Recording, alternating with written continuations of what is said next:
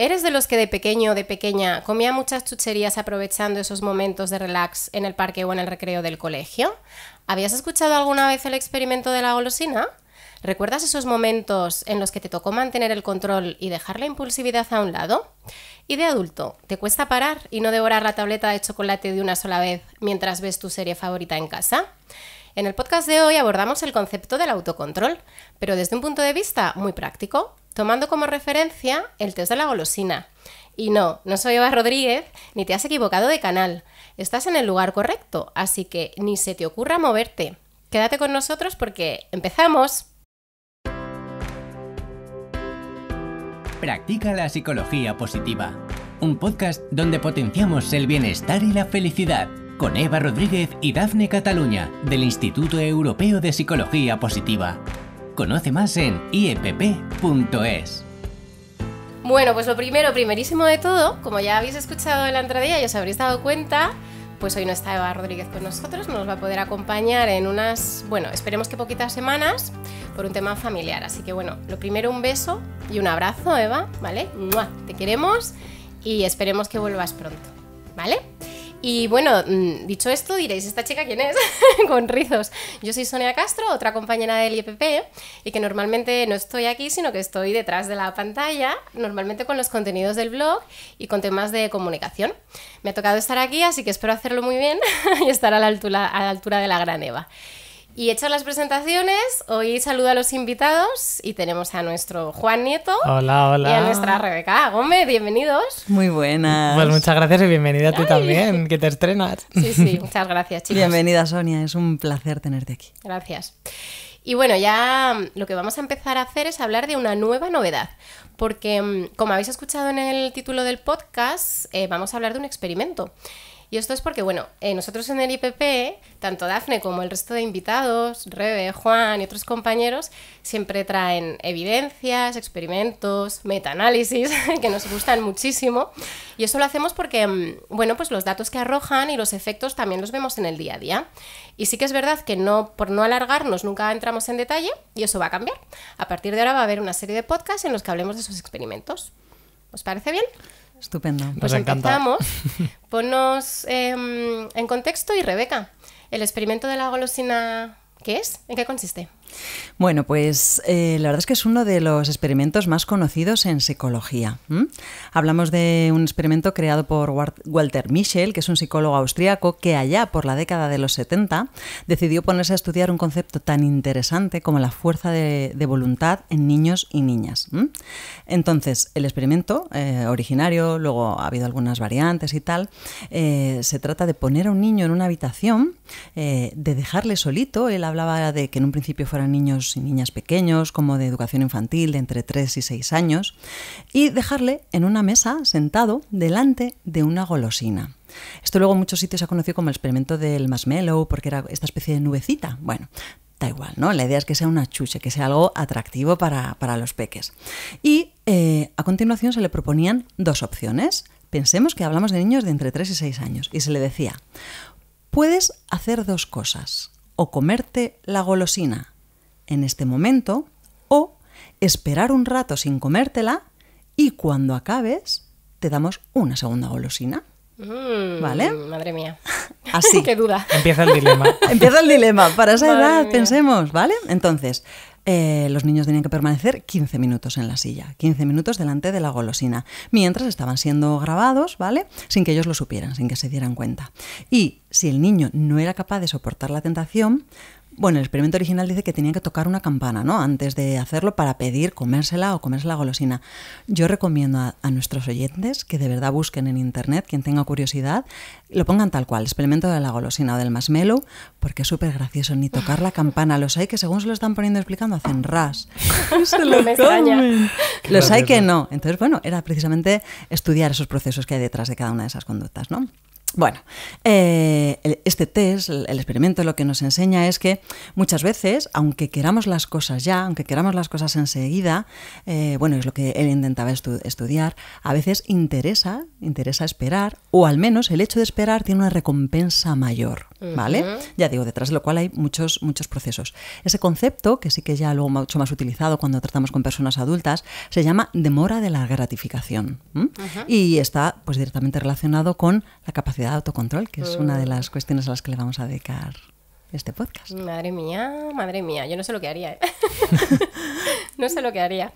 Y después que nos ha contado esto Rebeca, Juan, te pregunto, ¿esta capacidad de autocontrol en los niños y en las niñas se ve reflejado luego cuando somos más mayores, adultos? Pues lo curioso de este experimento es que el diseño que utilizaron es un diseño longitudinal, y esto quiere decir que acompañas a las mismas personas durante un lapso de tiempo para ver qué ha pasado tiempo después. En este caso fueron 40 añazos de estudio. ¿40 años? 40 años. Eso es muchísimo. Y claro, es súper interesante ver cómo los niños que sí cogían la golosina, es decir, aquellos que quizás tenían más dificultades con el autocontrol, que él pasaba en su día a día y en su vida en el futuro, versus los otros niños que se aguantaron. Y lo curioso es que aquellos que consiguieron aguantar no solo sacaron notas más altas y tuvieron mejores resultados en concreto una prueba, un test que tienen los estadounidenses, que es algo así parecido a nuestra selectividad, Vale. consiguieron notas más altas, ¿no? O sea, Esto, primer paso. Vale. Parece que había una correlación importante ahí. Y segundo, es que estas personas ya de más adultas eran capaces de ponerse metas a largo plazo en mayor medida, y por supuesto de alcanzarlas. Eran capaces de usar medicamentos tipo antidepresivos, ansiolíticos en menor medida, es decir, había menos uso, así como habían alcanzado pues puestos de mayor responsabilidad y un nivel educativo mayor. Y además hicieron alguna prueba de neuroimagen y observaron algunas áreas del cerebro un poquito diferentes. Es decir, que estaban más o menos desarrolladas, siempre en favor de aquellos que habían aguantado. Madre mía, pues sí que es importante, ¿no? Qué diferencias tan el interesantes. Controlarlo. Y Rebe, tú que eres nuestra experta con los pequeños y con las pequeñas, ¿cómo nos puedes aconsejar el trabajarlo y el cultivarlo, este autocontrol, con ellos o con ellas? Lo primero que quiero decir es que no nos tenemos que obsesionar con que sea una capacidad que entrenar, ¿no? Porque es propio del temperamento y es propio del crecer y es propio del hacerse persona, el equivocarse, el cometer errores, el ser impulsivo, porque está madurando el cerebro. Somos una de las especies que más tarda en que termine de estar cocidito, si podemos decirlo así, ¿no? Entonces, vaya, es muy importante no olvidarnos. Ya digo, que por mucho que sepamos que esos estudios nos dicen que esto correlaciona, ¿no?, con esas otras situaciones y capacidades futuras, no pensemos que es que, bueno, pues venga, tengo que hacer que mi niño, porque ya digo, por definición, ser persona pequeña significa probar, y significa equivocarse, y significa ensayar. Entonces, eso es lo primero que hay que hacer, ensayar. Y permitir que además sea a través de ese proceso de vivencia de las consecuencias, de controlarme o no hacerlo, lo que me enseñe, no tanto porque desde fuera, como personas adultas, les inculquemos las ventajas que tiene eso. Independientemente del temperamento, o sea, de la personalidad que ya se va forjando. Cuando son pequeños hablamos de temperamento más que de personalidad en esas edades, ¿no? Entonces, bueno, es verdad que esto depende de las edades. Al final vamos a dar vamos a proponer un ejercicio concreto, ¿vale?, para aterrizar esto, pero ya digo, no nos obsesionemos con intentar poner en práctica el propio límite en sí, sino que entendamos que muchas veces llega. Y si no, bueno, pues sí que podemos acompañar y sí que podemos observarlo. Y decírselo a ellos, que tomen conciencia. A veces solo eso ya supone esa conciencia con la que es suficiente. Ya veremos después. Vale. Bueno, yo tomo nota, ¿eh? Para la pequeña que tengo en casa. Claro. Y Juan, ¿y contraindicaciones? Es decir, cuando hay ese exceso y demás, ¿hay efectos negativos que sean importantes? Claro, si algo nos une aquí al IFP es el balance, ¿no? Y como todo, si lo llevamos al extremo, pues nos puede generar problemáticas. Y es lo que antes comentábamos que vemos en consulta. Vemos los dos polos.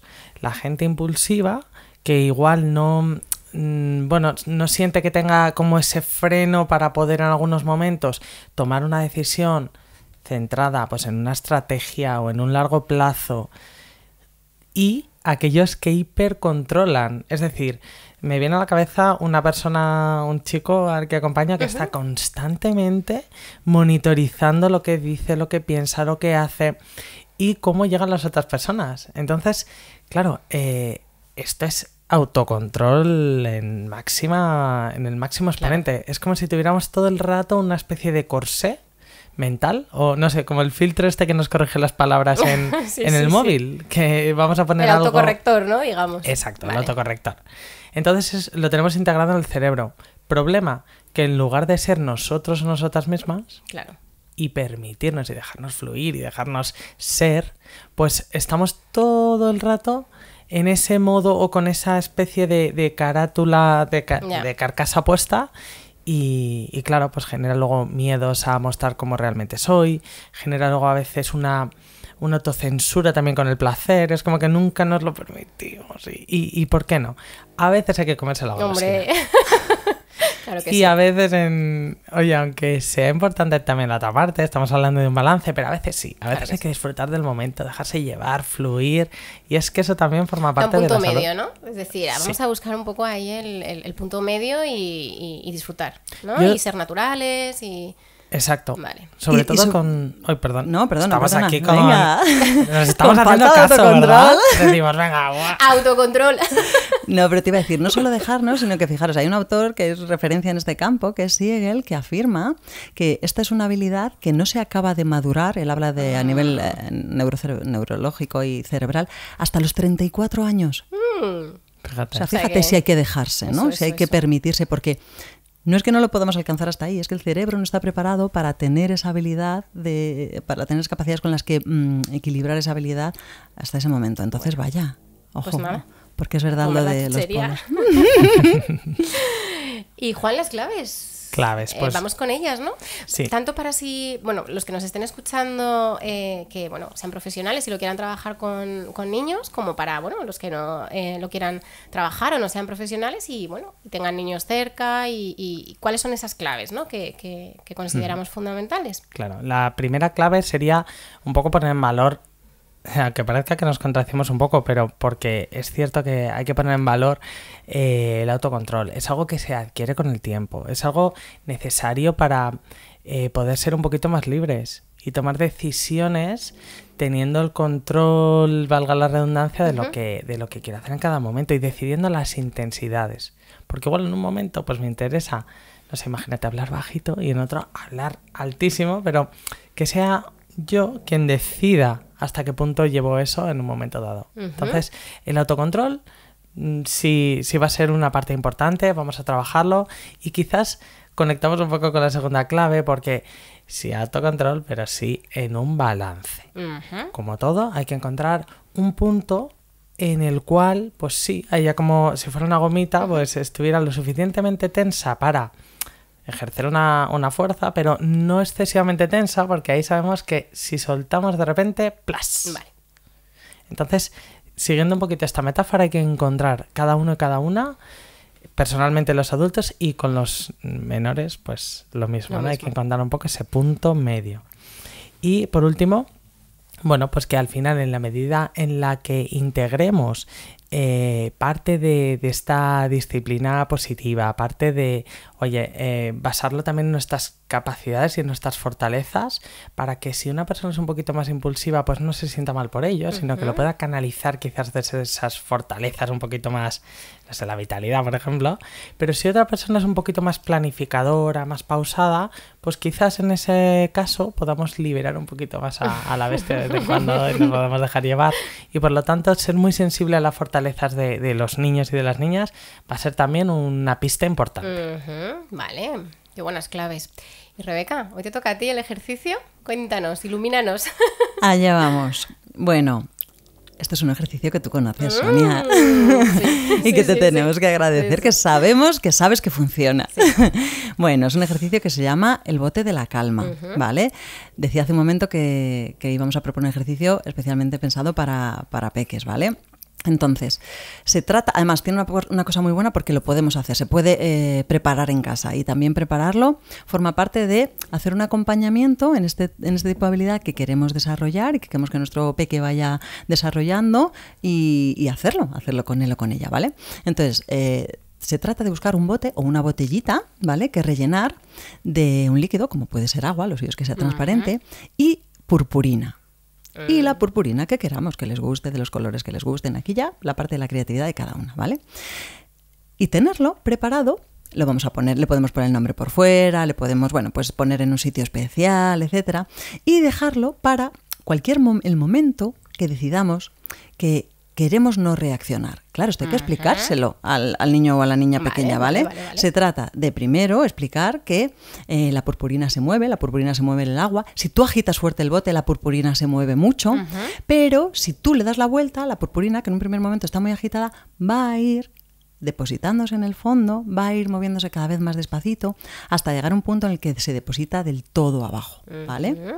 Entonces, ya digo, lo suyo es poder explicarles el proceso y establecer una especie como de metáfora, de paralelismo, de que lo que a ti te pasa con tus emociones en esos momentos que te pones agresivo, a lo mejor verbalmente, o que sientes que tienes como mucha rabia interna que no puedes, utilizar el bote de la calma para, primero, cambiar de foco, ¿no?, de atención, y tener como una especie de espejo. Y además, pararme ya eso, a pensar y a no reaccionar y a fijarme en que a mí también me puede pasar, ¿no? Y mirando la propia purpurina, que cada vez va más despacito, y a lo mejor simplemente, por ejemplo, respirando, vamos a conseguir ese efecto de parar, ¿no? De que vayan tomando conciencia de esa capacidad que la tienen de, bueno, de regularse y de autocontrolarse. Así que qué más bonito. Ánimo a todo el mundo a hacer su bote de la calma en casa y a tenerlo ahí preparado para cuando haga falta. Yo lo tengo en casa y sí que funciona. Sí, porque además a ellos les gusta mucho el colaborar con el prepararlo, elegir la purpurina. Oye, y a los adultos, que yo la verdad que lo estaba pensando, yo me lo apunto también. Sí, luego es muy estético porque queda muy bonito. Sí. Pues ya se ha terminado el podcast. Se me ha pasado volando.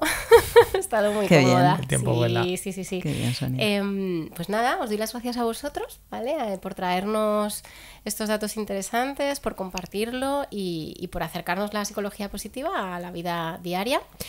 ¿Qué más? Y a los oyentes que siempre están ahí, yo sé que Eva siempre lo dice, y por supuesto que lo vamos a decir. Muchas gracias por seguirnos todas las semanas, por comentar, por compartir, por eso, porque este espacio sin vosotros no tendría ningún sentido, porque es que lo hacéis vosotros.